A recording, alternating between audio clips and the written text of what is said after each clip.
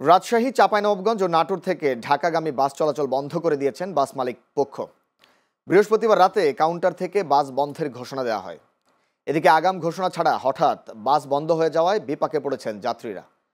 পরিবহন সংশ্লিষ্টরা জানান, রাজশাহী থেকে ঢাকার প্রতি টিপে একজন চালক ১,২৫০ টাকা, সুপারভাইজার ৫০০ টাকা এবং চালকের সহকারীকে দিতে হয় ৪০০ টাকা।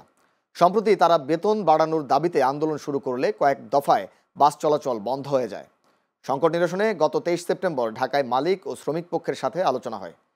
সিদ্ধান্ত হয়, রাজশাহী থেকে ঢাকা চলাচলে প্রতি ট্রিপে একজন চালক ১,৭৫০, সুপারভাইজার ৭৫০ ও সহকারী পাবেন ৭০০ টাকা। আজ থেকে তা বাস্তবায়নের কথা ছিল। তার আগেই বৃহস্পতিবার রাতে মালিকপক্ষ বাস চলাচল বন্ধ করে দেন।